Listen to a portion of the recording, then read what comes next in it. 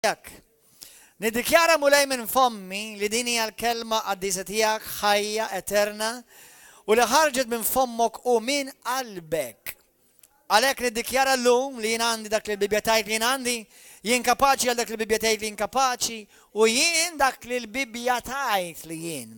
Jiena les li jiena nilqa' l-kelma qaddisa tiegħek u għad iktar ma reġa' nkun l-istess iktar fis-sem Ġesu Kristu. Kulħadd jgħid warajja Spiritu Santu, kellimni, għatini revelazzjoni tal-kelma qaddisa tiegħek biex timmanifesta f'ħajti, f'ħajja, ħelsien, fejqan, għal-glorja tiegħek missir, f'isem Ġesu Kristu. Amen. Alleluja. Glorja lil mulej. Ħamorru fl-ewwel Ġwanni kapitlu 4. L-ewwel Ġwanni kapitlu 4. Nixtieq li intom tkunu aware, siru aware, u blajna tal-Ispiritu Santu ħatkunu aware li għalkemm dak li ħanajt naħseb ta' fuq fl-arfin dak li jedulu knowledge ġili smajtuha. Però nixtikom tkunu aware li aħna bħala Kristjani, nies ta' Kristu, maħniex reliġjon. Issa, għal min samani dak u forsi qed fuq il-YouTube u bħalissa jgħid li mal-Bibja ma tgħidlekx li reliġjon vera hija din dawk li jieħdu ħsieb ir-ramol u jagħtu ikelli tfal f'Ġuagbo kapitlu 2. Ok, f'dik il-kuntest, mhux dak il-kuntest qed nitkellem li l-Kristjaneżmu mhuwiex reliġjon. Jien m'iniex reliġjuż. Jien iben Alla. Int bint Alla. U jekk timmedita fuq dak il-frażi biss, ma tibqalekx għadma reliġjuża fik. Kapix? Ġifieri meta jiena ngħidlek m'iniex reliġjuż, dak li ħanidħlu fih fis-sena d-dieħla u dak li ħanieħdu taste tiegħu llum ikkisser il-boundaries kollha tar-reliġjon. U ħajkisser il-boundaries kollha ta' Kristjaneżmu kif ħafna minnkom s'issa tarawh. U ngħidlek li u jien ħafna affarijiet fil-Bibja fuq dak li ħanibda nitkellem fuq illum li intom ġieli rajtuhom imma tibżgħu tarawhom. Fimtuni u ma fimtunix? Fimtni imma ma fimtnix. Il-Malti fimtu, imma ma fimx it-tnejn. Hemm affarijiet fil-Bibja li inti taqrom u kemm il-darba qrajthom u qbisthom għax inti irreġistrajt f'moħħok ledi ma jridx ifisserek tabija u le u din ħarħi ledi għax dit too much, u nugli noqgħod naħseb għax too much. Jista' jkun dak huwa l-Kristjaneżmu li Alla jridek tesperjenza too much Christianity. Għax jiena u inti ħafna mid-drabi, illum nixtieq niddikjara għalkemm ftit xuruli dak li ftit xurilu għajruni bih, knisja mejta bla qawwa u bla doni u nixfa, qalu li aħna maħniex knisja, qalu li aħna moviment. U grazzi da dik ir-revelazzjoni għax men you pressed a button that I needed in my life to be pressed. Ħanibdaw minn hekk. Intom suppost li tiġu għaw, intom dak kollha li tissegwu, intom suppost temnu fil-Bibja, sewwa? Temnu fil-Bibja jew le? Aħna nemmnu aħna għadna kif iddikjarajnija. Li jiena nemmen minn cover sa cover, minn Ġenesis għal Apokalissi. Issa biex ħadd ma jabbużax minn dak li qed ngħid u jgħid li mela fejn ma żommx il-liġi. Nemmen li kollha hija l-kelma talla imma mhux kollha hija għalija. Kapix? Kollha hija l-kelma talla, imma mhux kollha hija indirizza għal Gordon John Manche.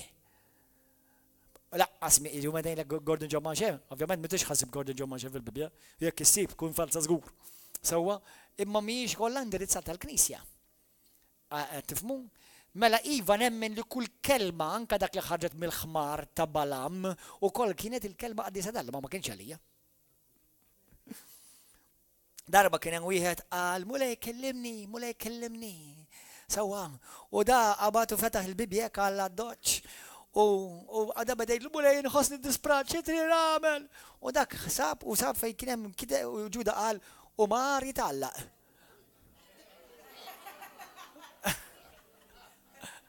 Kienet fil-bibja hija l-kelma talla ma kienx kelma għalih. All right. Hemm affarijiet fil-Bibja li huma sbieħ tafhom bħala storja, tafhom li ġraw, Alla tkellem minnhom sewwa. Meta xi ħadd minnkom meta isib qed ifittex job u inti tgħidlu mulej mexxini job, mhux probabbli ħajt ma jkun hemm minnkom u jgħidlek mur stat għax hemm ħuta fiha €1,000,000 fija. Qed tifhem? Ġifieri jkunu kliem talla imma jkunu a word for a specific person, għal persuna partikolari, għal staġun partikolari u għal poplu partikolari. Pero jiva, mota per niddikjara li l-Bibja hija kollha l-kelma talla, pero mhux kollha l-Bibja hija għal-Kristjan. Qed tifhmu? Bħalma jiena ġieli nħobb ngħid, all the Bible is the word of God, but not all the Bible is the gospel.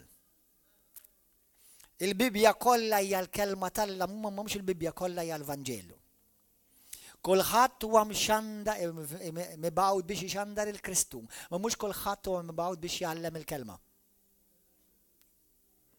Ix-xandar il-Kristu kull min sar Kristjan, inti tfisser li tagħti xhieda ta' Kristu ħaj fi ħajtek. Li inti tgħallem il-kelma bħala wieħed li inti suppost tagħlem il-kelma, hemmhekk imbagħad ittaqa' f'uffiċċju partikolari jew jissejjaħ wieħed minn dawn il-ministeri.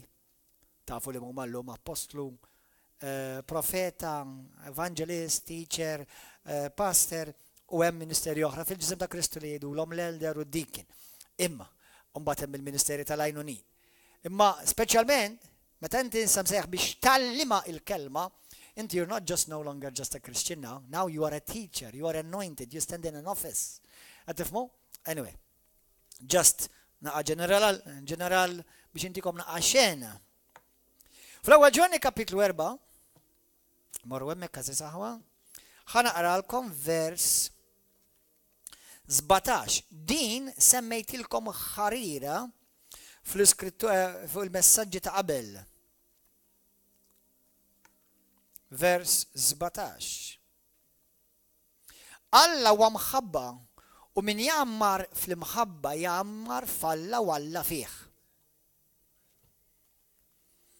U l-imħabba ssir sħiħa fina, jew perfetta fina, matura fina, meta aħna inqawwu qalbna għal jum il-ħaq. ċertu affarijiet bl-Ingliż verament nippreferihom imma llum bis-servizz bil-Malti. Għax meta ngħidlek qawwi qalbek ġifieri kollok konfidenza fil-jum il-ħaq ta'. Għejdli b'mod ġenerali int kemm taf nies jgħidulek iva I'm looking forward to that day of judgment. Dak li qed jgħidlek hawn. Għaxek, bl-Ingliż jgħidlek li inti kollok konfidenza u boldness. Bl-Amplified jgħidlek konfidenza u boldness fil-jum tal-ġudizzju. Għadni mand għajċ ma. Issa din hija realtà fil-Bibja. Hello! Waħda minn dawk ir-realtajiet kemm darba biżnija. Li u inti konna konfidenza u boldness fil-jum tal-ġudizzju. Kemm hawn minnkom sissa li qatt ma meddedajtu fuq għadi qabel din l-iskrittura b'dan il-mod, u l-idej. Qed tifhmu imma realtà. Brothers and sisters, we are entering a season that God will start showing His church things that we have never chosen to see. Għanajda bil-Malti dik. Għax Spiritu Santu ħafna darba jkellimni bl-Ingliż, mbagħad ikolli nagħmel translation. Ħanidħlu fi staġun, u hemm raġuni li jridu nidħlu f'dan l-istaġun. Kemm hawn minnkom intom temnu li aħna nersqu lejn l-aħħar ta' żminijiet, jgħid l-aħħar tal-aħħar ta' żminijiet. Għandek hawn xi ħadd għandu idea kif ħajkunu l-aħħar ta' żminijiet? Rid ngħidilkom issa bħal l-ewwel żminijiet. U l-ewwel żminijiet ħafna meta jgħidu jippritkaw l-aħħar ta' żminijiet għax jippritkaw ħajkun hawn ħafna gwerer u vera. Ħajkun hawn ħafna mart u vera. Ħajkun hawn ħafna terremoti u vera. Imma dawk ilhom jiġru matul is-snin u qed jiżdiedu u vera. Imma u dawk kienu wkoll fl-ewwel ta' żminijiet. U mhux qed nissemmi l-ewwel żminijiet ta' meta niżel l-Ispiritu Santu fuq il-Knisja u l-Apostli, qed nitkellem fuq l-ewwel ta' żmien tal-kreazzjoni. Intom taf xo xamlu, x'kien hemm qabel il-kreazzjoni? Jew qabel Ġenesi kapitlu 1 ħala ma nkunux teoloġiċi żejjed u tekniċi żejjed. Kien hemm gwerra. Qabel ma Alla qal let there be light. Kien hemm gwerra. Il-mara tiegħi tgħid li jiena ma nħux pieċi nara ċertu films għax ikun fihom il-gwerer, għax ikun fihom id-dem, ikun fihom il-vjolenza. Intu maqra l-Bibja u biżejjed hemm tara miblija. Gwerer, vjolenza, dem, tixrita dem, minn kollu. Bible. It's the truth. You read it every day. Issa, qed ngħid dan għax Alla għandu messaġġ għalina. Għandu messaġġ profetiku għalina. Għandu messaġġ tal-aħħar żminijiet għalina. L-Ispiritu Santu għadu qed jimxi mal-Knisja u ma' din il-Knisja l-Ispiritu Santu jimxi. Amen? Isimgħu, u aħna rridu nimxi miegħu.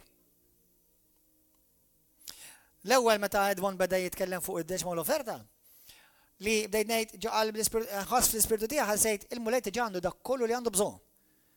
Jekk hemm bżonn flus għall-art, flus għall-bini, flus għat-television, flus għall-missjoni, kollox għandu bżonn. Kollox diġà il-mulej tiġi għandu u tiġa taħ lill-Knisja. Imma għandu ħafna fil-Knisja l-mulej li ma jikkoporawx miegħu. Many in the church, they don't cooperate with God's plan. Ma jikkoporawx mal-pjan tal-Alla, allura ma jistgħux jaraw dak li Alla jixtieq lilhom jaraw. Allura x-xogħol tiegħi meta jiena ngħix jiena nimxi bil-fidi, jiġifieri jiena les li nikkopera ma' dak li Alla qal li diġà hu. This is powerful stuff. Qedtilkom itolbu l-Ispiritu Santu ħaddikom revelazzjoni because this is another thing, this is another level, this is another thing. A new thing. New to us, not to God.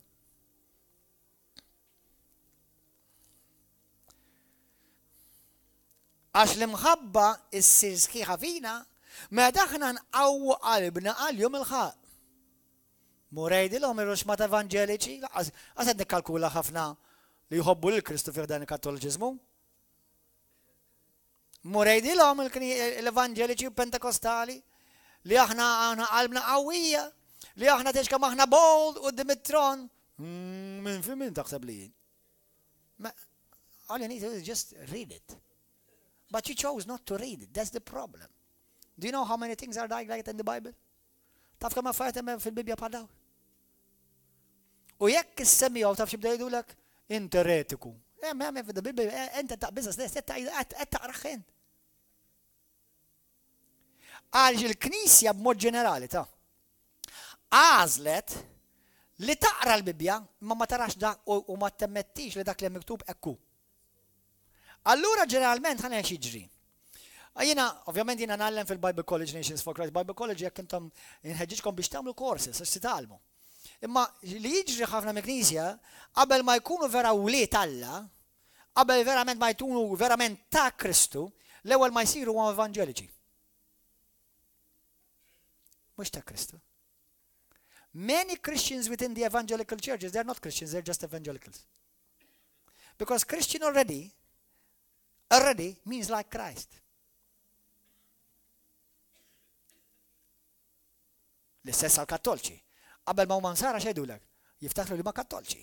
Imma l-istess l-Evangeliċi qabel ma jgħidulek jiena Evangeliku, jiena Battist, jiena Pentekostali. Ma jfisser assolutament xejn qudiem Alla. Anke jekk naqbad il-kelma biss Kristjan.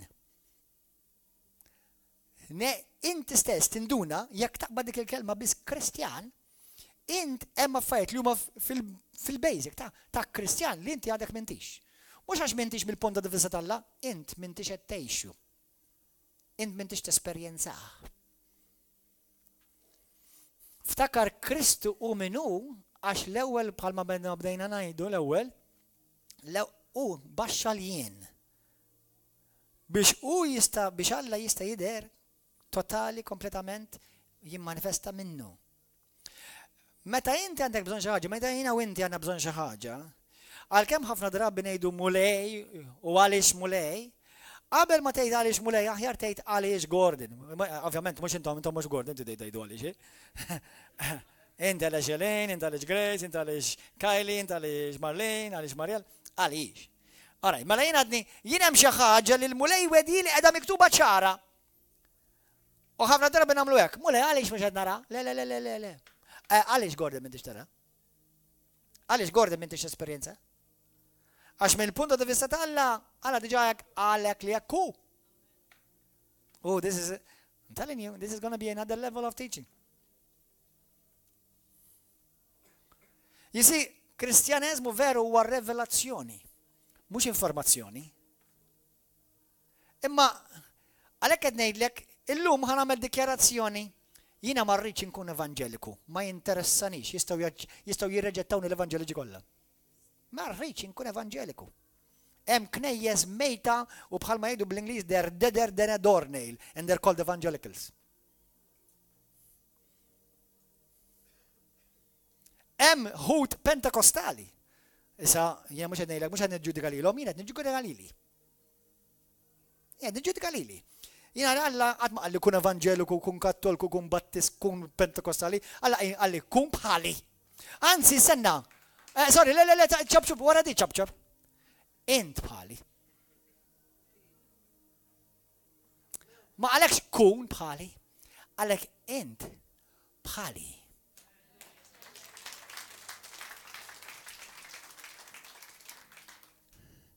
Mela il-proċess ta' Gordon u għalina kull jum nirrealizza revelation jew reveal in action. Li kull jum jina rrid nirrealizza li jien tiġaw jien dak li għal jien diġa jien. U ħafna Kristjani l-ewwel jipprovaw jsiru evanġeliċi, l-ewwel jsiru mbagħad jsiru pentekostali, jew jsiru battisti, jew jsiru kattolċi. U għalkemm hemm ħafna tajjeb f'dawn l-affarijiet kollha, però hemm ħafna affarijiet li l-Kristjanismu l-Knisja għadha mhijiex t-esperjenza. U mhux dil-Knisja biss, anzi dil-Knisja nemmen mhux għax jiena l-passer tagħha, ma nemmen dil-Knisja avvanza ħafna f'ħafna areas, ħafna minn Knisja oħra. Mhux għax irid nikkompara jalla kollha jkunu aqwa minna kollha kemm huma. Ħalli aħna nħarsu l ngħidu we want more. I still want more, imma fis-sens ikun hemm xi ħadd li jkun il-barrier breaker. Praise God, jalla jkunu. Għalli ngħidu they have something we don't have, let's get it. Għax l-Alla ta' lilhom mela sinjala available għalina wkoll. Amen, m'għandekx għalfejn tgħira l-ħadd, l-Alla ta' lilhom mela sinjali available għalik ukoll. Imma x'għamelu biex wasalu jien għad ma wasal. ħafna qatt ma ħajaslu għax li jikkritikaw n-nistalla u jqogħdu jattakaw in-nistalla, qatt ma ħajaslu. Mela jekk inti tittasal, inti jekk tara li xi ħadd ħawk għandu xi ħaġa li inti tixtieq li jkollok, Alla ta' ilu, Alla les li ħajtija lilu wkoll. Imma għamel dak li għamel ħuk għalmenu. U mhux b'kompetizzjoni għax Alla m'għandux fil-istadna tal hemm bżonn kompetizzjoni, x'kull ma għandu għal Gordon John Manġe, għandu l-istess għalik. U jekk kemm iktar għandu għalik iktar. U nista' ngħidlek jiena li għalkemm jiena nbirek ħafna f'ħafna bnadi, però għadni ma wasalx fejn li wara r-revelazzjoni lil mulej tan illum u dal-jumej kemm jiena l-bot. Kemm jiena l-bot. Issa nirringrazzja lil Alla li minix fejn kont, però minix fejn Alla rrid jiena nkun. Jisi, jiena u inti suppost imsejħin biex inbidlu d-dinja qalbi ta'.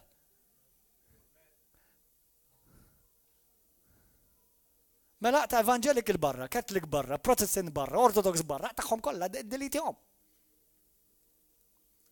Kien hemm żmien fejn konna ngħid jiena Christian, I'm evangelical, I'm Pentecostal, dak kollu qed nagħmel sqarrija ġenerali quddiem pubbliku sħiħ.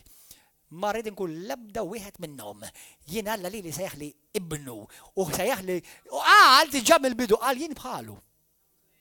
Issa naf li għamin ħajjajt, xħajbda jgħid ċertu ħmeri, li ħan garantilek li kull ma ħanajt huwa miktub fil-Bibja, minti għazit li ma tarax.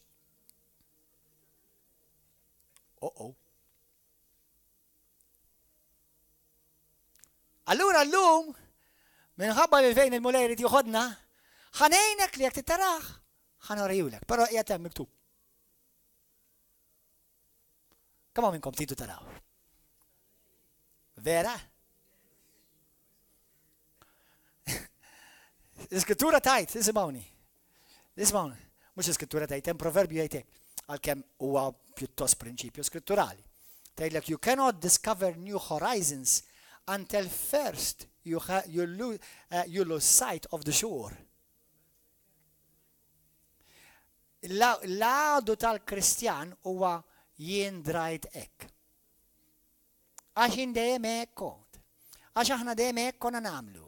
Dak huwa l-għadu tiegħek, dak teħdix tużajjix iktar fil-vokabularju tiegħek ta' Kristjan. Għax dak li għamel il-bira ħalla għallek dak immoffa u terġax tużaw u terġax ikoll iktar minnu. Illum għandek ħobb ġdid. Manna ġdida, revelazzjoni ġdida. U mhux għax ġdida x'miex fil-Bibbja, ma x'inti għażilt ma tarajix. Kapix aħwa? Mux ħan ipritkalkom xej li biex imur fil-Bibja, mux ħan ipritkalkom lebda kod boħra ta' Joseph Smith tal-Mormons, jew, l-istess salla li jina u inti jinna nadoraw, grazzi Ġesu, imma għalla tgħidlek hemm tant iktar li jintom għaziltu ma tarawx, imma li jum nallimkom, irrid ndaħħolkom fis-staġun fejn intom tibdew taċċettaw taraw li hemm miktub huwa ekku. Amen? Tibżax. Dak li Alla għandu għalik huwa dejjem iktar, dejjem ikbar, dejjem aħjar.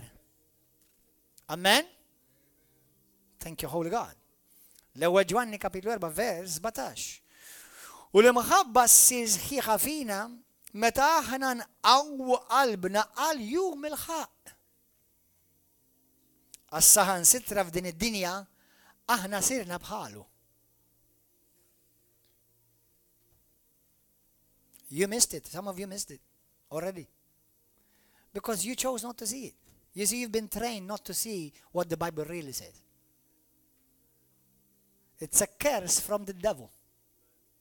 Il-Kristjani jibżgħu jammettu li hemm miktub ċertu affarijiet, allura tant huma lil minn din ir-realtà li aħna żilna li ma narawhomx. U dak mhux hekk irid ifisser. Hekk qallek li mhux hekk irid ifisser. Jew għażilt li tkun reliġjuż, id-darba mhux tikketta kattolka, tikketta evanġelika. Mhux xorta l-Alla. Tista' xi se tikketti kollha. Xi jfiżżu l-mule?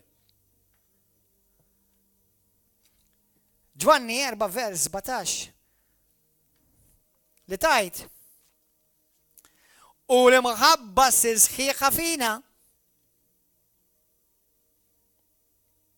Meta aħna nqawwu qalbna għal-jum il-ħaq, għal-jum tal-ġudizzju.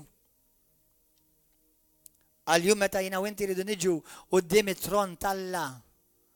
U hawnhekk skont l-Iskrittura tgħidlek li aħna ma jkollna l-ebda tip ta' biża' quddiem dak it-tron u f'dak il-jum. Però aħna dejjem imderrijin li trenjati nibżgħu mmorru quddiem Alla. U l-biża' mhix fil-grazzja.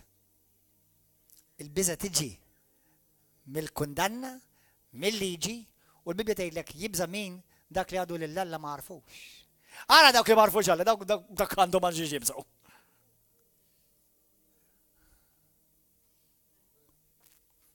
Ma din għal-Kristjani mibnija, miktuba, mhux għad-dinja. Tipprovax tbella din l-Iskrittura lil xi ħadd li huwa mhuwiex imwieled minn ġdid. Tkun imwieled minn ġdid, jiġifieri d-DNA tiegħu tkun tas-sema, mhux tal-Evangelical Church.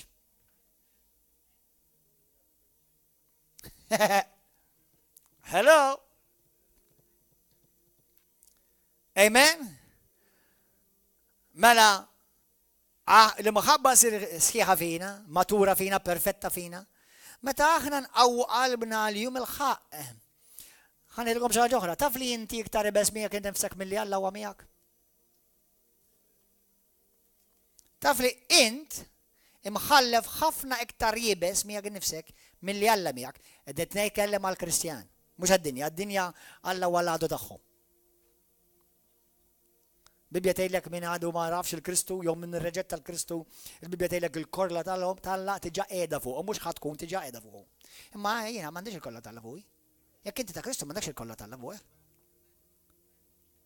Kif jista' jkollok l-imħabba tal-Alla mimlija fik u jkollok il-kollha tal-Alla f'dis ħin? Alla mhux miġnun laqqas huwa mtekdek, u laqqas huwa skizofreniku. Amen? Imma għal Kristjan, jina u inti, issa aħna maħbuba mimlija bl-imħabba tal-Alla u l-imħabba li diġà tibnlina aħna tina l-kuraġġ u tina l-boldness, il-konfidenza li nidher qudiem Alla u naf li Alla mhux ħajtini xi ċabċipa ġew wiċċi jew xi werżieqa jew xi jajta jew xi għax jien ibnu huwa missieri. Meta jiena nidher qudiem missieri, qatt ma der nidher quddiemu. Imma xuwa missieri, dan il-messaġġ mhuwiex għad-dinja. Dan il-messaġġ għall-Knisja vera ta' Kristu. Issa, il-missieri dejjem ġebtu? Le, imma dejjem ma jħobbni Iva. Bidlet xi darba l-imħabba tiegħu lejja. U dan kien tad-dinja, aħseb wara tas-sema.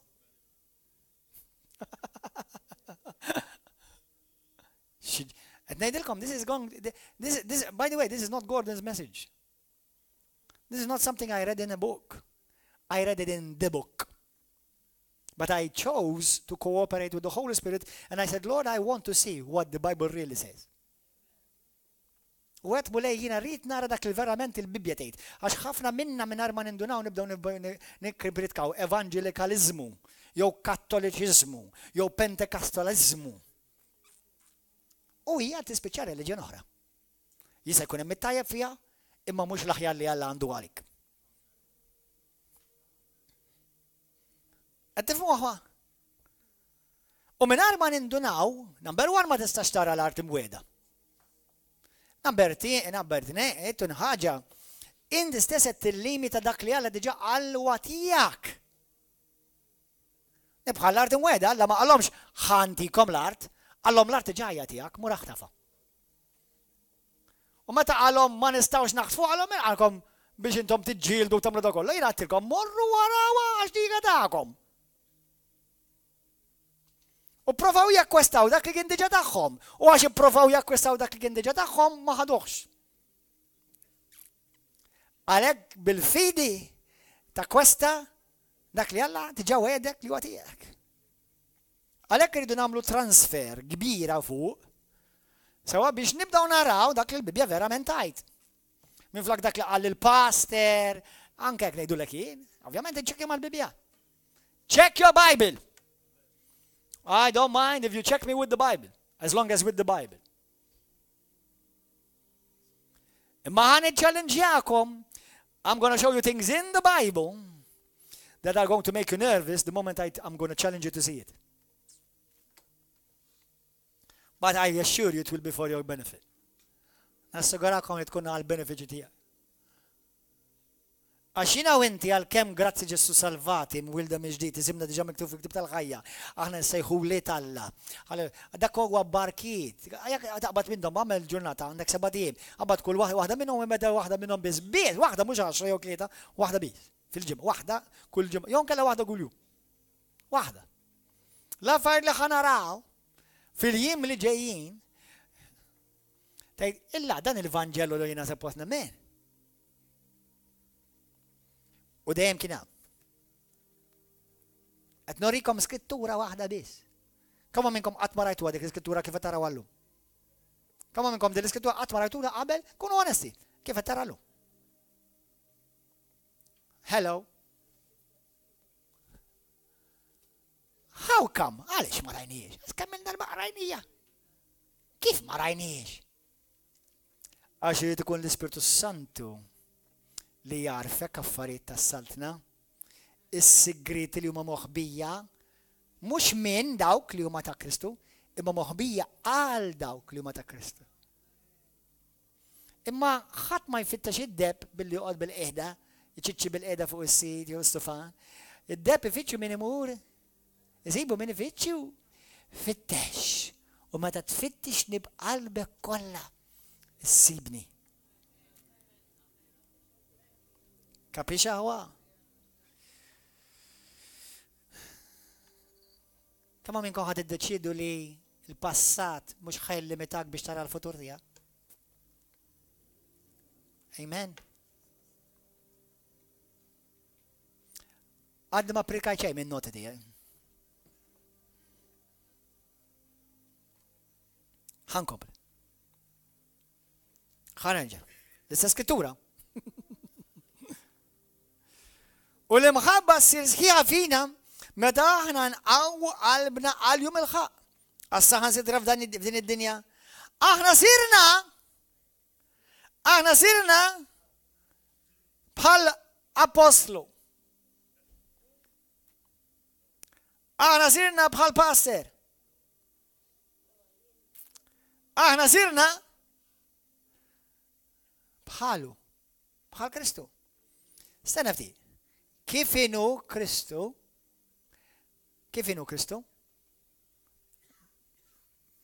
Tiftakar darba l-oħra fil-messaġġ tal-miliet qedtilkom il-Britannica Enċiklopedija Britannica lil Kristu tagħtu iktar minn 20,000 diskrizzjoni lil Kristu biss. Aqbad il-Confucius, il-Buddha, il-Mohammed, l-Aristotle, semmejtikom x'ħamsa. Semmejtikom daw l-ismijiet kollha f'daqqa ma jaslu laqqas imkien qrib ħdej diskrizzjoni tal-Britannica, Enċiklopedija Britannica, fuq Kristu biss. Issis magħha. Dak kollu li Kristu hu int maħluq biex tkun. Now, ħatibdew taraw ħil żgħir. Kemm jiena u int il-bot minn dak li Alla sejħilna li aħna. Mhux biex inkunu bl-efforts tiegħek, imma sejħilna tiġà bl-efforts li hu għamel u wettaq bisħieħ. U aħna għexna ta' Kristjani ta' River of Love. Grazzi Ġesu ta' River of Love. Halleluja. Għexna ta' evangeliċi. Thank God, ma fajt tajbin fl-evangelikalizmu. Għexna ta' pentekostali, ma fajt zbiħ tajbin. Għexna ta' karizmatiċi, ma fajt zbiħ, grazzi Ġesu. Pero Alla tjajlek, kemm għandkom il-bot qalbi? Kemm hemm iktar bot? Kemm hemm iktar? Intom qed tiskru f'qattra ta' nisħajr il-mulej jgħidilna qed tiskru intom f'qattra. Siċċurilu, waħda għamja minn waħda rat. Tleċċurilu, brother Spanjol jiġu l-ħatta u fil-ħodu kien color blind jiġi jaraf, instantanju. Ġimma ilu kenna oħt, truċa minn waħda tiġi tisma. Kenna oħra, ruxma ta' affarijiet rajna dal-axħar. Dak li għedin semmi. Dak li ħadna video tagħhom, għabna għamlu xmata nies li taw testimonjanza ma għaddix video tagħhom. U l-munet jgħidina, dak li jina għandi għalikom, din qattra. U aħna xsibna li għanna revival. Xsibna li redna s-sisin ta' s-sema. U għala se, intu ħatibdew jew. Aħna, aħsebu dawk li l-malbot iktar minn, fejn aħna. Once again, dak kollu li l-mulej għandu għalija u għalik, għandu għal kull minu vera ta' Kristu. Il-vidi mux xaħġa għalek inti għara ma jfettillek xi kollok attrajera għal xi bnidem talla. Jista' jkun pastor għal Flukaw, jista' jkun apostolo Lirio Porrello, jew apostolo Maldonado. Grazzi Ġesu birikom il daw in-nies, irċivi minn għandhom imma kull darba jitħares l-għama. Dak li għandu jista' jkollok in.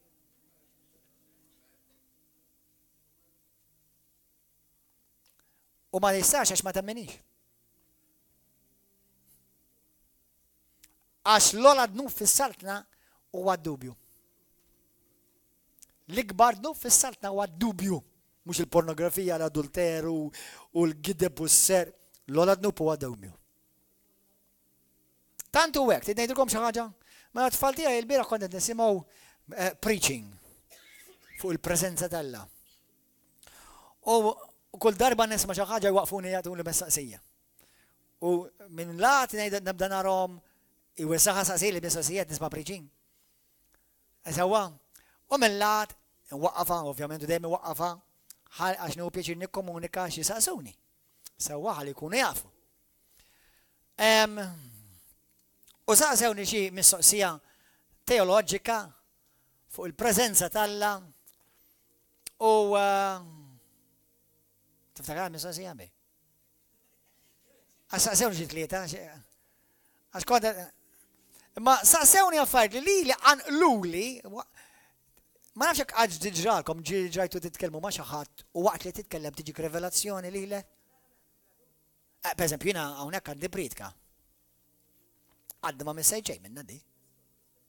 Għax il-moment li inti tiftaħ ħalqek, għalek x'għallek, x'għal l-mulej x'għallek. Jiena nimliwlek. Alla għalek, iftaħ ħalqek u jien nimliwlek. Allora, jiena fuq dan il-lat privileġġjat għax niġi għaw fuq, niftaħ ħalqi u għalli jinsa kollox u ħanim laħin. Jaħdem, tifhom? Allura x'għandna? Allura, grazzi Ġesu, huwa grazzja, hija don. Mhux kulħadd għandu l-istess livelli ta' grazzja, però nista' ngħidilkom jista' jkollkom l-ogħla waħda jekk inti tiftaħ għajnejk u qalbek għal dak kollu li Alla għandu għalik. Sewwa? Meta jiena ngħid jiena nobdi taf xettejt int? Meta jiena ngħid nobdi? Jiena kien min issa sakemm jiġi Ġesu Kristu nista' ma jpretkalkomx messaġġ ieħor fuq l-obbedjenza. Ngħidilkom għaliex? Għax min jemmen jobdi. U min jobdi qed jgħid jien nemmen. Allura, għalhekk il-messaġġ tal-fidi u għalhekk niftaħar fi Kristu li aħna messaġġ, aħna knisja tal-kelma tal-fidi. Se dawk li kritikawna ħallihom jomu fid-dubju. Ħallihom ikomplu jiklu mis-siġġa tal-erf u tal-ħażin. Aħna niklu mis-siġġa tal-ħajja. Kapix aħwa? M'għandix għalfejn noqgħod nispjega xejn lil ħadd għax jiena lili number one bħala pastor. Ovvjament jina, all right, għandi nis fuqi, għandi l-isqof tiegħi bħalma kull minu suppost forni, u mbagħad intom għandkom li fuqkom bħala il-pastor tagħkom, sewa fuqkom biex imexxikom fil-mulej, fuqkom biex nagħtikom direzzjoni bħala l-viżjoni ta' River of Love, sewa mhux biex inkun pulizija fuqkom għalkemm ikun hemm bżonn xi ħaġa ngħidilek, u mbagħad affarijiet bejnek u bejn mulej. Sewa, imma jekk inti għandek kelma mill-mulej u għat-topera f'ordni, inti m'għandekx għalfejn toqgħod tispjega xi ħadd dik hija kelma minn Alla, speċjalment jekk taqbel ma' din il-kelma aktar u aktar. Aħjar, ovvjament, għax jekk għandek kelma minn hawn. Li tista' tberini imma jekk ngħidlek hemm qiegħda. Taf kemm il-darba jiġu nies hawnhekk? Dak il-ħin kollu jgħid jaqbeż u jgħid ammen ħalleluja fejnu. Kulħadd jafu River of Love. Kert fejn int? Meta ntaqqa' miegħi l-ewwel darba tinsemmih fil-ġid. Ma l-ewwel darba ntaqqa' miegħi Kert fejn int hemm wara. Ġi staqsini, għalli jint veru temmen hekk. Għalli jintom veru temmen hekk. Għatlu iwa, għatlu fil-bibja qiegħda. Għalli urini, tiftakar brother, meta ngħidni? Mbagħad beda jikkalma. Ħan semmi ieħor brother għax fil-ġi Elton. Meta ġi l-ewwel darba Elton, Għalli ma vera temnu hekk, għatlu ħana rik fil-bibja. Għalli lissa, għalli daqat ma rajta. Għalli dik waħda biss qalbi tiegħi.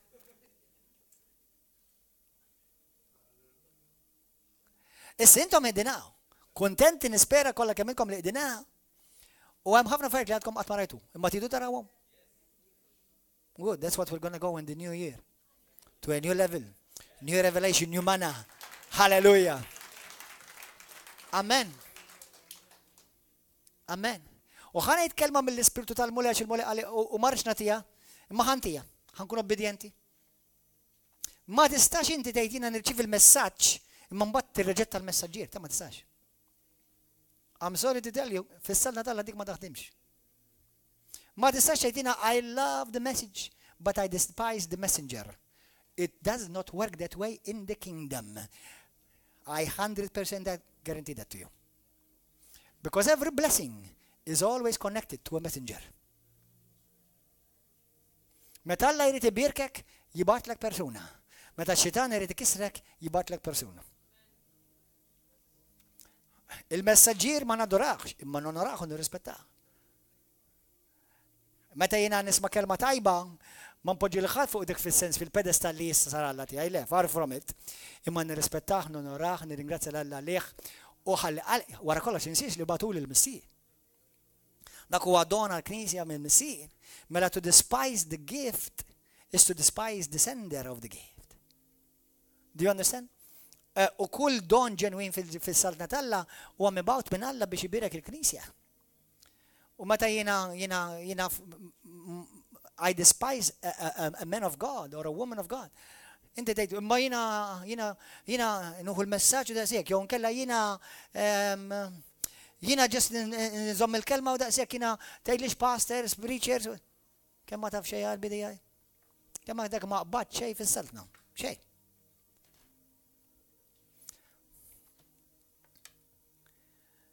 Għalek, apparti li ovvjament għalbek ma tkunx qed tiddelli sewa laqqas. Jiena nadura lill-Alla tad-don. Mhux id-don tal-Alla. Id-don ta' Alla. Imma lill-Alla id-don li Alla tani nonaraħ u nirrispettaħ u nożżu ħalli Alla il-Missij li jiena naċċevolah fis-sens u I can please his heart. Timmaġina jiena nibgħat il-libni u nibatlek kaxxa pasti, sawa? Jew nibatlek rigal. U tgħidli tgħid ir-rigal ta' ma hi ibnek verament ma nistax issapportja. Ilek thank you, għandar bora. Do you understand? Ħani għafem min għandu widnej biex jizma.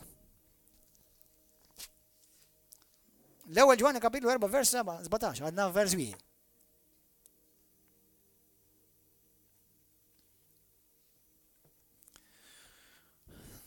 Halleluja.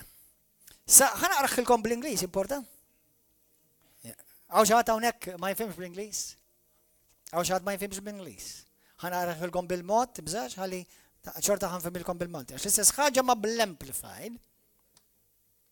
In this union and fellowship with him, f'din l-unjoni u x-xirka li għandna miegħu, love is completed and perfected with us. L-imħabba hija kompleta u maturata u perfetta fina. So that we may have confidence in the day of judgment, ħalli aħna nkunu konfidenti fil-ġurnata tal-ġudizzju, with assurance and boldness to face him. Mamma mia. With assurance, b'sikurezza u biqlubija li niffaċċjaw. Because as he is, għax bħalma so are we in this world. As he is, so are we. Do you know how many Christians have read that? As he is, so we will become one day. Taf kif raw ħafna Kristjani dik? Bħalma xi darba ħankunu. Ekk tgħid il-Bibja. Jew qed tażel li ma tarax qed tgħid il-Bibja. Għasa tinduna li jinta tażel għax għandek għax qed hemm mixju ta' reliġjożità fik, se jista' jkun ma tkunx reliġjożità kattolika, tista' tkun reliġjożità evanġelika. U għax inti għandek dik it-tip ta' reliġjożità, għadek m'intix kapaċi tara x'il-Bibja verament qed tgħid. Aħna nemnu, u mhux għax nemnu għax River of Love, għax l-ewwel Timotej kapitlu 3 verset 10 tgħidlek li l-kelma l-Bibja kollha hija ispirata minn Alla. Jiena u inti namlu mill-grupp minn dawk ta' nies ta' grupp li nemnu li l-Bibja hija perfetta, nemlu għal li 100% hija l-kelma qaddisa tal-Alla. Aħna mhux minn dawk il-grupp li jgħidu le di mhux vera aktar jrid ifisser, le di biex ħrafa ta' le aħna dak il-Mickey Mouse Kristjanità ma nagħmel xejn minnu ma rrid ikolli xejn naqsam miegħu. Jiena minn dawk in-nies li jekk Alla qala jien nemmina u that's it. I believe it and that settles it. Now it's up to me to rise up to the truth of the revelation of that word. Issa sta għalija li jena għal-revelazzjoni tar-realtà xejn verament miktub. Milli nipprova noqgħod indur mal-lewża u ledik mhux hekk tfisser ta'. Le hekk tfisser. Li bħalma hu! U x'inhu? U kif inhu? U minnu? U x'għandu? X'kapaċità? Bħalma hu! Mux xi darba ħajkun, bħalma hekk jien mhux ħankun, hekk jien. Messaġġ jew minn. Kapax. Tgħidlux li dak li huwa ovvju, dak huwa li ovvju. Dak li huwa li ovvju. Ħafna minnkom tiġa tafu ċertu affarijiet, imma dak li huwa ovvju, dak li jgħidu għall-Kristjani kollha ta' kull denominazzjoni. U jsekund vera, verità. There's more. There is much more. Għaxiet jgħid il-kelma? Because as he is, so are we. When? When we die and go to heaven. In the world. Bħalma u ekk aħna issa fid-dinja. Il-ġenna mhix fid-dinja għada. Tabdu għadi. Bħalma u kif inhu? Ħantikom eżempju wieħed ta' kemm jekk taqbdu r-revelazzjoni ta' din ir-realtà, din mhux waħda skrittura hemm waħda ta'. Taf li dejjem turrunti skritturi jekk qatt ma rajthom int. You're going to be shocked what you're going to see and hear because you've seen it and you've never seen it. Għaliex? Għax il-glorja tal-Alla timmanifesta fir-revelazzjoni. Ħant saqsikom mistoqsija, ġem suppost messaġġ fuq għadni għamilt l-introduzzjoni tal-introduzzjoni. Għas-suppost il-messaġġ huwa fuq il-grazzja. Aħna tallimna kemm għamilna messaġġi fuq il-grazzja?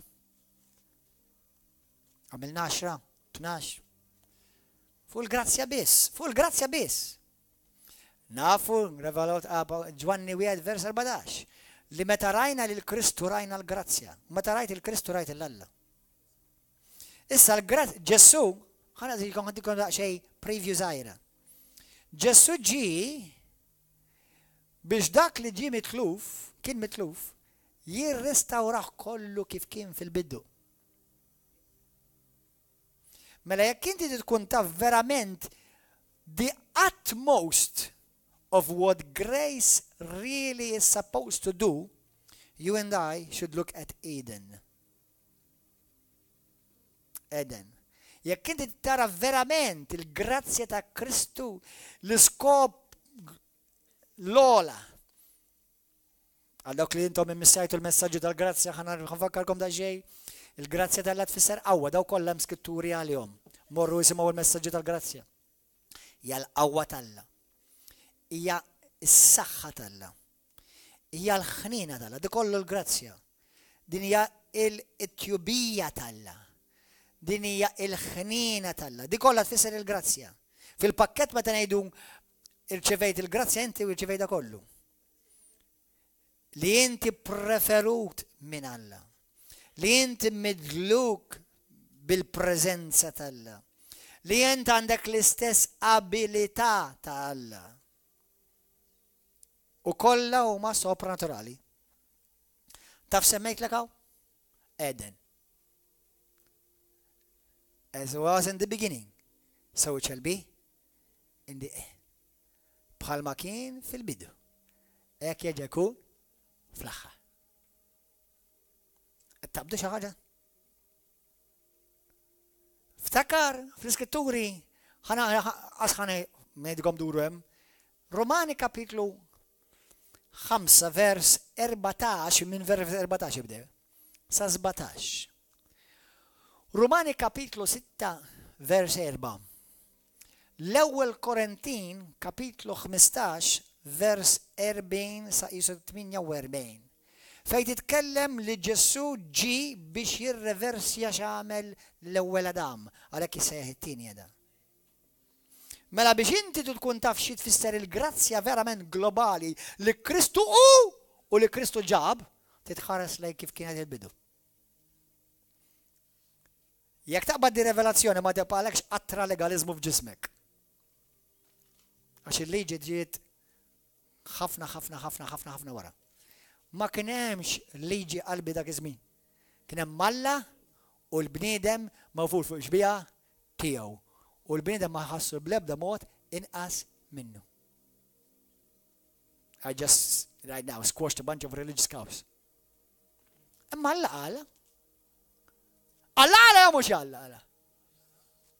Intom taqraw għall-Bibja żiżawha. Alla qala vera.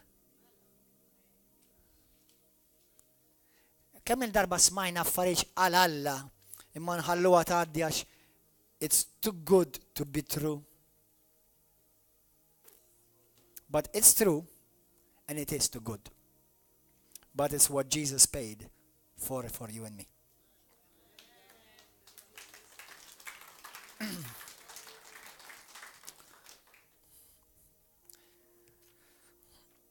Amen.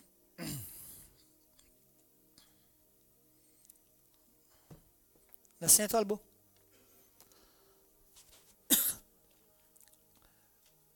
L'introduzione tal-introduzzjoni pritkajt.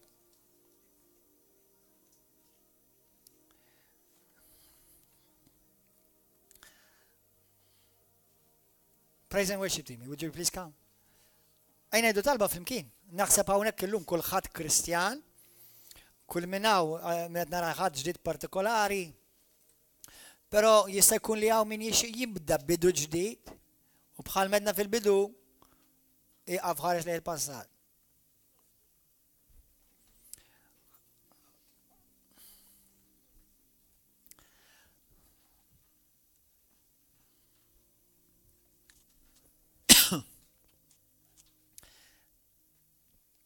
Għala għajnej.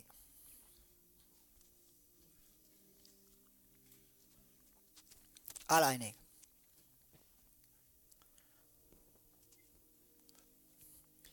U għajlu minn qalbek l-Spiritu Santu. Irrid iktar minnek mulej. I want more of you, Lord.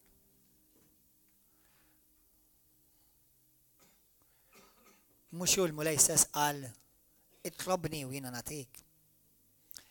Fittixni b'qalbek kollha u ssibni. Saqsini u jiena norik affarijiet li inti għadek ma tafx bihom. Imma hemm qegħdin imma għadek ma tafx bihom.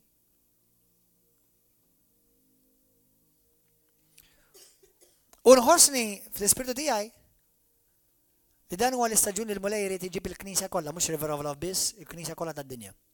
U dan il-messaġġ ħanisema' mal-Knisja kollha tad-dinja. Għax ħafna jsegwu dan il-channel. U għat jizdidu, kull jum. U għada, ma nafx kam ħajkun bħalu eżatt, imma għada jkun bil-Inglis. Ma fl-esperienza tiegħi eżatt għalu qatt ma jkun. Dem ikun għaġ oħra.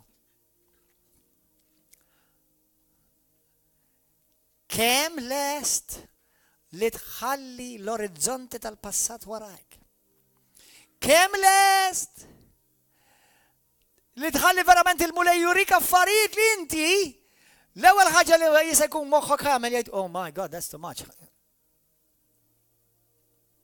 Okay, then die in the desert. Hekk għamlu daw, mitu fid-desert.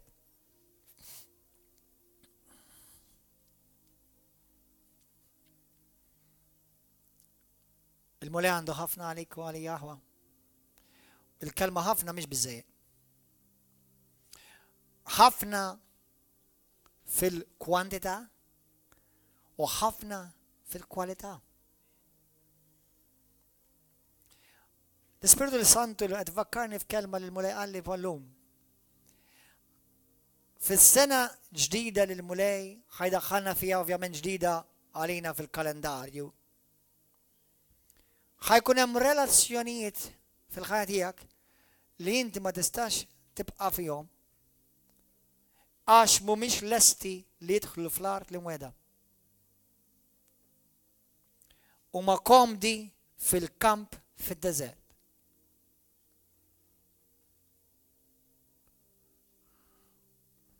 Hemm relazzjonijiet li m'intix ħadħossok komdu iktar fihom.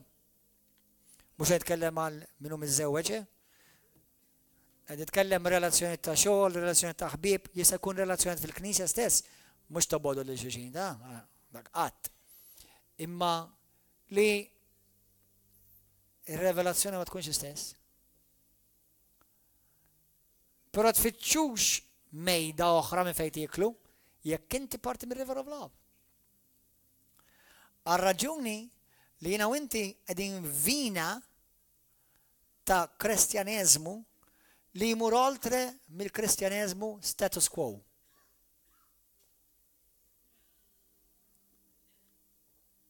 Jiena u inti maħniex kontenti, in-nies li jiġu River of Love ġeneralment b'mod ġenerali għalkemm kollox isir f'kull imkien. Aħna poplu li dejjem nixxen u għal-iktar, u għal-iktar. We're not happy to just to do a service. We are people who want more because there is more available. U għalkemm grazzi tal-manna tal-bieraħ imma llum il-mulej għandu manna ġdida.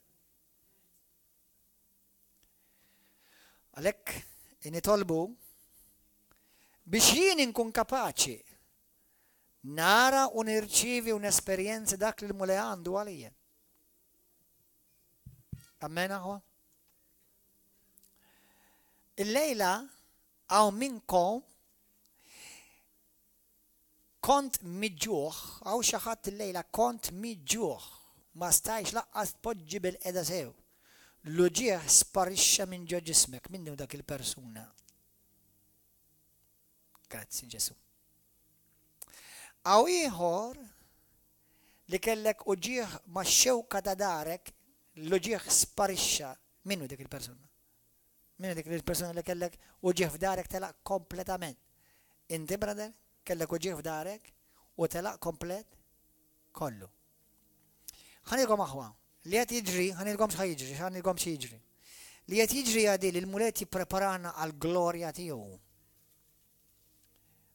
Ma wasalx fil-pridka tiegħi, imma il-grazzja twaslek għall-glorja. U l-grazzja ġiet għax inti mingħajr il-grazzja ma tistax toqgħod fil-glorja. Imma l-grazzja ġiet biex inti terġa' tesperjenza l-glorja li waqgħet fija minna. Fil-glorja il-mirakli jkunu b'mod differenti totali, il-fejqan ikun b'mod determinant differenti. Dak li jiena nixxena għalih. Għaw xagħti jixxena għalih? Għaw xagħti jixxena għalih? Il-kelma tal-mulej fuq fomok tkun ħafna iktar faċli. Jekk id-dnub aħna waqajna mill-glorja mħabba dnub, mela permezz tal-ġustizzja u l-grazzja li ġiet mogħtija lilna b'abbondanza x'aħna nagħmlu? Taf x'qed jagħmlu ħafna Kristjani? They just live as saved sinners. Saved by grace only. Which is true. But there's much more.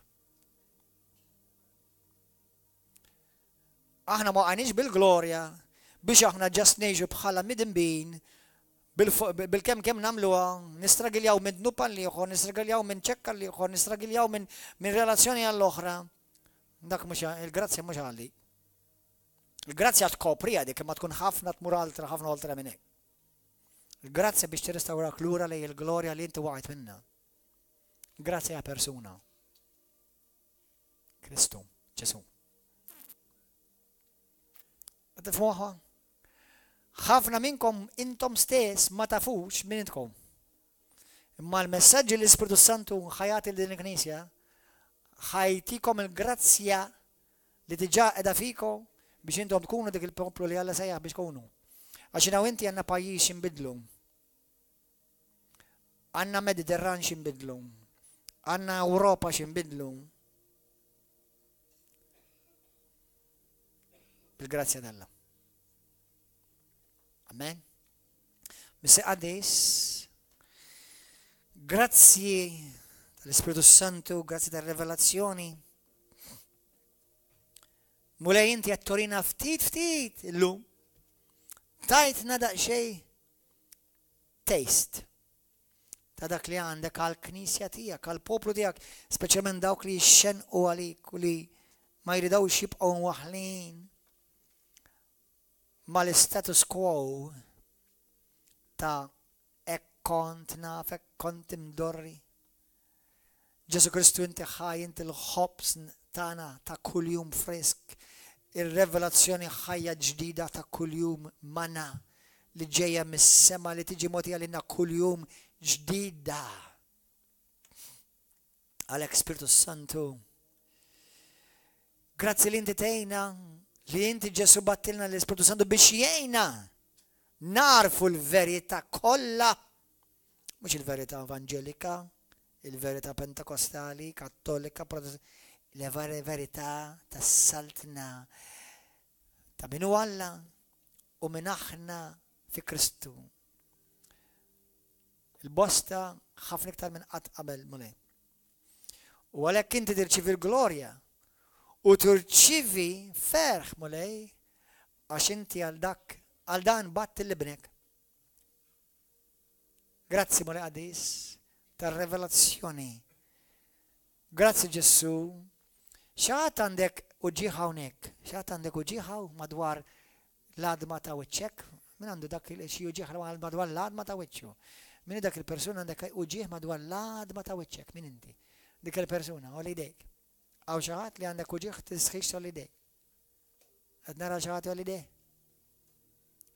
Grazzi Ġesu. Tistħiċ. Gloria minn, kull għadda bil-wifqa. Gloria l-mulej. Tkellem mal-mulej. U tkellem miegħu ħajjippreparak il-mulej. Ħalli inti tkun dispost for what he has. Let us worship the Lord together.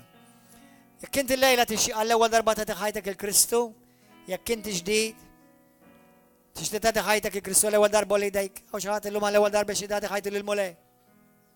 Jew inkella tixtieq tagħmel ridedikazzjoni ta' ħajtek lill-Kristu. Tixtieq tbett mill-mulej u tixtieq terġa' lura mal-mulej. Tibda ġdid, ħajja ġdida, jekk dal-persuna jinti għal idejk aw xi ħadd jixtieq jibda ħajja ġdida ma' Kristu. Jekk għandek bżonn fejqan, għaw xaħat għandek bżonn fejqan, għaw xaħat għandu bżonn fejqan, oħroġ minn hawnhekk infejqa, jew nfejjaq. Però inti tituħu l-pass tal-fidi, oħroġ inti l-barra, hawnhekk ħanitolbu miegħek. Dawk intom għandkom bżonn it-talb, jew tixtiequ talb, ejjew oħorġu hawnhekk għat-talb, ejjew nfaħru l-mulej flimkien.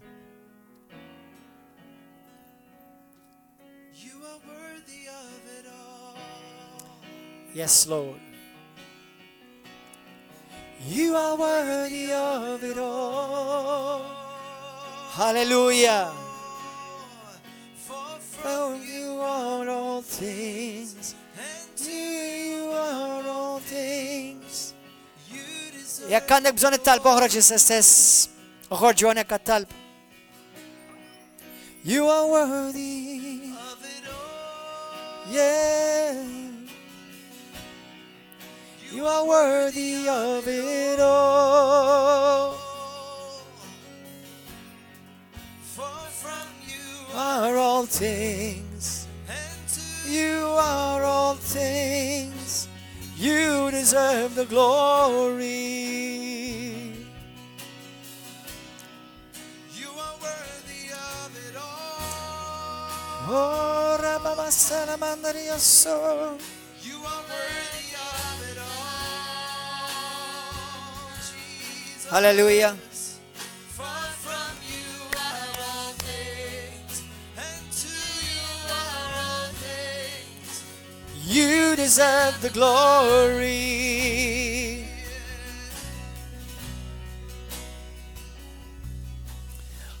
ħanajdilkom xi ħaġa intom li qegħdin hawnhekk hawn barra għat-talb. Dit-testimonjanza qsamta magħkom xi ġimgħa jew tnejn ilu ħanaġa naqsamha magħkom. Nisimgħu nisew. Xi ftit ilu kien hemm mara u semat predka simili ta' di. Ma nafx kienet il-predka x'ma smajtix jien, imma smajt it-testimonjanza. Testimonianza di kienet hija di. Li sema din il-kelma li għadni kif predkajtilhom jingħallhom rigward il-vers 1 Ġwanni 4:17. Fejn tgħid bħalma hu Ġesu hekk aħna fid-dinja. Bl-Ingliż. As he is, so are we in the world. We are now as he is in heaven. Get this. As he is in heaven now, we in the world. Intom kontu tafu il-min qed jirrappreżenta Ġesu fis-sema? Tafu il-min qed jippreżenta Ġesu fis-sema bħalissa? Lilek. Tafu li min suppost jippreżentaw intom fuq din id-dinja? Lilu. Do you understand this? This alone will completely set you free. U dil-mara kif sema din il-kelma, għalet sena ftit, Ġesu mux marit, mandux kanser, kalla kanser. Għalet sena ftit, jek Ġesu bħalissa, jina bħal Ġesu, Kif Ġesu m'għandux kanser. Ġiet darba oħra l-Knisja wara u għadilhom il-kanser sparixxa. Ma sabulux kanser, kienu ħajamlu la operazzjoni li kienu qed jgħidula li hemm riskju ta' mewt. Sparixxa l-kanser. Tidejdikom biex? Għax meta tiġi revelazzjoni tiġi d-dilka tal-Ispirtu. Revelation with the anointing. Do you understand?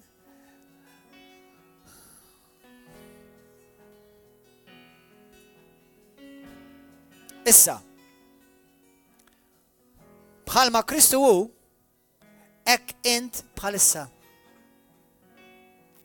Bħalma Ġesu hu issa, ek int issa. Mhux ek tkun fil-ġenna. Fil-ġenna m'għandek bżonn fejqan. Fil-ġenna m'hemm bżonn ħelsien. Il-fidwa kbira, mhux kif ħankunu fil-ġenna, what's the big deal, li tkun mifdi fil-ġenna, mhux ovvja. Il-fidwa kbira hija li inti tesperjenza is-salda tiegħu kif inhi fis-smawiet fuq din l-art. Li r-rida tiegħu isseħħ kif inhi fis-smawiet fuq din l-art. Kemm għad baqgħna x'nifhmu? Kemm għad baqgħna x'nikbru? Allura meta jiena naċċetta sena ftit dil-marda mhix tiegħi, dil-marda jien ma nikklejmjajiex u laqqas irid nidentifika magħha. Din Kristu m'għandu l-ebda waħda minn daw il-mart. U jiena suppost bħalu fuq din id-dinja. Kristu m'għandu l-ebda waħda mit-tentazzjonijiet li jiena jkolli, m'għandu l-ebda struggle li jiena jkolli. Ma sena ftit, jiena xi għalfet ngħid li jiena di tiegħi, jiena għax din il-battalja tiegħi, għax din hija l-istruggle tiegħi, għax din huwa l-virus tiegħi u din hija l-problema tiegħi, għaliex għamilta tiegħek. Għax inti suppost kif inhu Kristu bħalissa fis-sema, inti hekk ukoll fuq l-art. Issa l-fejqan taf x'inhu? Revelazzjoni. Is-salvazzjoni taf x'inhi? Revelazzjoni. Il-maghfra taf x'inhi? Revelazzjoni. Il-prosperità taf x'inhi? Revelazzjoni. U għans li kollok dik ir-revelazzjoni, inti ssir dak li Alla ilu jgħidlek intek int.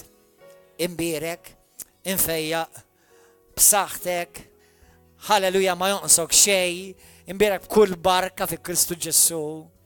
Sawa, imma aħna rajnijhom daw l-affarijiet, imma bqajna nħarsu lejn il-ġisem. Ġisem. Minnu bil-qoddim ta' paw xejdu li ġisem ibdew li spiritu. Għax jien spiritu, imma ngħix ġo ġisem.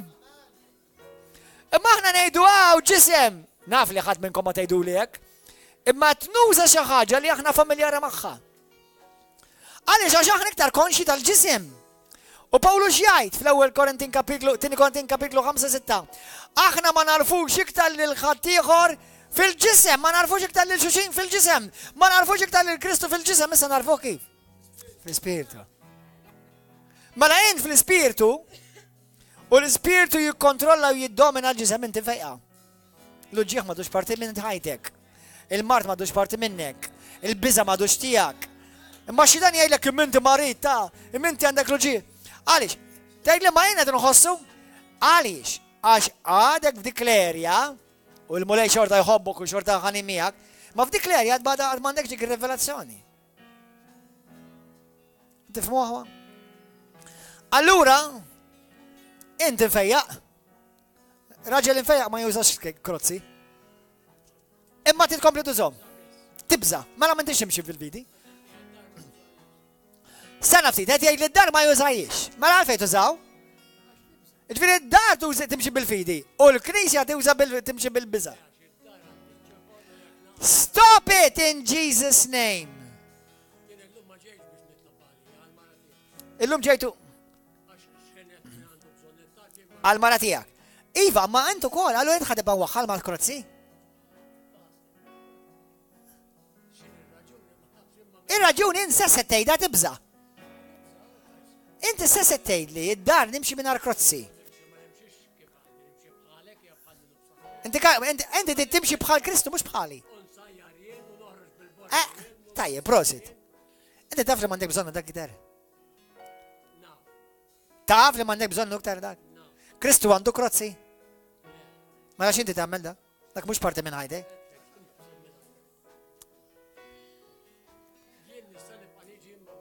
x'għandu x'jaqsam x'tista' tiġi u ma tiġix. Għalija tista' tiġi bil-fire engine u bil-ambulanza. Għamel int. Meta jek tiġi, x'għandu x'jaqsam is-sema li tiġi. Imma bil-krozzija tibqa' tiġi. Tarmi għanti u til-ġenna.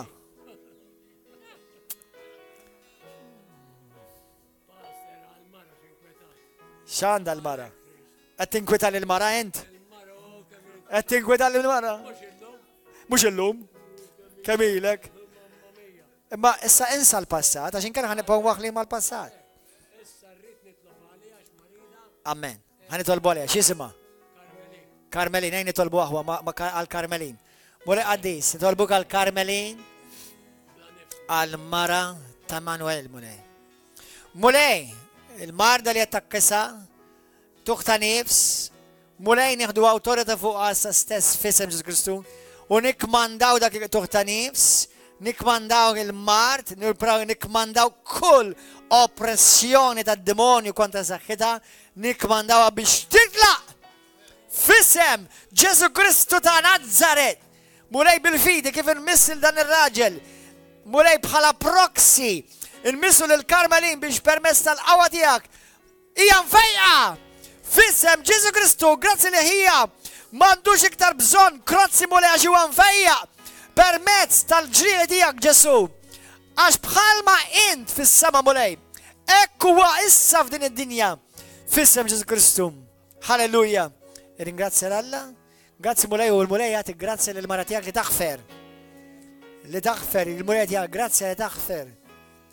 Għax ħafna mill-mart li l-poplu tal-la jista' jkun għadu qed itabba bih għax hemm inqas maħfra. Amen. X'għandek bżonn sister hija? Idejk jiġaw, kemm ilhom jiġaw? 3 xhur. Mela, Ġesu m'għandux idejh jiġaw. Tajjebi, inti l-ġisem ta' Kristu. Taqbad din realtà. Mela aħna nikmandaw issa dal ġieħ jitlaq fissem Ġesu Kristu u ġieħ itlaq. In Jesus' name. In Jesus' name. Kun infejqa. In Jesus' name. Kullu ġieħ jitlaq issa stess. Iċċekkja issa stess. Ċekkja. Ċekkja issa stess. Grazzi Ġesu. L-ispalla li uġaw? In Jesus' name. Tuħtala ħam? Tuħtala. Erfaċ xi ħaġa? Tqila jew. Grazzi Ġesu. Grazzi mulej tal-fejqan tiegħek mulej, grazzi mulej dal-ġieħ kollu jitlaq issa stess. U ġieħ jitlaq f'isem Ġesu Kristu. U ġieħ jitlaq f'isem Ġesu Kristu. In Jesus' name. X'għandek bżonn xbin? Worship the Lord, brothers and sisters. You are worthy of it all.